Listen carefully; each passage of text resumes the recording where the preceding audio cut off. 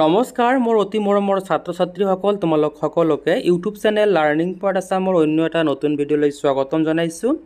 এই ভিডিঅ'টিত শংকৰদেৱ শিশু বিদ্যা নিকেতনৰ চতুৰ্থ শ্ৰেণীৰ সমাজ বিজ্ঞান কিতাপৰ পাঠ নং 5 অসমৰ যাতায়াত ব্যৱস্থা এই পাঠটোত থকা সম্পূৰ্ণ প্ৰশ্ন উত্তৰখিনিৰ লগতে অতিৰিক্ত প্ৰশ্ন উত্তৰখিনি আলোচনা কৰিম। তোমালোকে ভিডিঅ'টি শেষলৈকে চাবা আৰু ভিডিঅ'টো চাই ভাল পালে তোমালোকৰ বন্ধু বান্ধৱীৰ সৈতে শ্বেয়াৰ কৰিবা।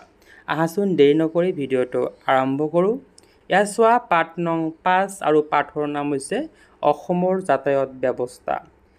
তোমালোকৰ 1 নম্বৰ প্ৰশ্নটো দিয়া আছে চমু উত্তৰ দিয়া। ইয়াৰে ক নম্বৰ প্ৰশ্নটো হৈছে অসমত কেই প্ৰকাৰৰ যাতায়াত ব্যৱস্থা আছে? তোমালোকে উত্তৰত লিখিবা অসমত 4 প্ৰকাৰৰ যাতায়াত ব্যৱস্থা আছে। সেয়া হ'ল স্থলপথ, জলপথ, ৰেলপথ আৰু বিমান পথ। প্ৰশ্ন নম্বৰ খ তোমাৰ জিলাইদি যোৱা ৰাষ্ট্ৰীয় ঘাইপথৰ নাম লিখা। উত্তৰত লিখিবা 17 নং ৰাষ্ট্ৰীয় ঘাইপথ। এই পথটো আগতে আছিলে 31 নং ৰাষ্ট্ৰীয় ঘাইপথ। এইটো সলনি কৰি বৰ্তমান 17 নং ৰাষ্ট্ৰীয় ঘাইপথ হৈছে। প্ৰশ্ন নম্বৰ গ অসমত থকা আন্তঃৰাষ্ট্ৰীয় বিমান বন্দৰটোৰ নাম কি? উত্তৰত তোমালোকে লিখিবা লোকপ্ৰিয় গোপীনাথ বৰদলৈ আন্তঃৰাষ্ট্ৰীয় বিমান বন্দৰ। প্ৰশ্ন নম্বৰ ঘ 52 নং ৰাষ্ট্ৰীয় ঘাইপথটো ক'ৰ পৰা কলৈ গৈছে? উত্তৰত তোমালোকে লিখিবা 52 নং ৰাষ্ট্ৰীয় ঘাইপথটো বাইহাটা চাৰিআলিত আৰম্ভ হৈ মংগলদৈ, খাৰুপেটীয়া, তেজপুৰ, বিশ্বনাথ চাৰিআলি, নাৰায়ণপুৰ, উত্তৰ লখিমপুৰ, ধেমাজি হৈ জোনাইলৈ গৈছে। প্ৰশ্ন নম্বৰ উ অসমৰ লগত ভাৰতৰ সহযোগী পথ কোনটো? উত্তৰত লিখিবা 17 নং ৰাষ্ট্ৰীয় ঘাইপথ। প্ৰশ্ন নম্বৰ 2 অসমত কেই প্ৰকাৰৰ ৰেলপথৰ সুবিধা আছে আৰু কি কি? উত্তৰত তোমালোকে লিখিবা অসমত 2 প্ৰকাৰৰ ৰেলপথৰ সুবিধা আছে। সেয়া হ'ল ব্ৰড গেজ আৰু মিটাৰ গেজ।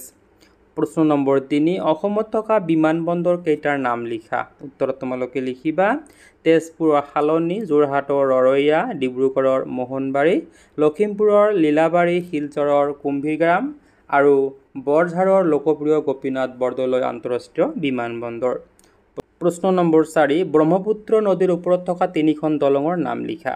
উত্তৰত তোমালোকে লিখিবা শৰাইঘাট, কলীয়াভোমৰা আৰু নৰনাৰায়ণ সেতু। তোমালোকে নিশ্চয় কিতাপত পঢ়িছা ব্ৰহ্মপুত্ৰ নদীৰ ওপৰত ইতিমধ্যে 5খন দলং নিৰ্মাণ হৈছে আৰু এখন নিৰ্মাণ হৈয়ে আছে। তাৰ পৰা যিকোনো 3খনৰ নাম লিখিলে হৈ যাব।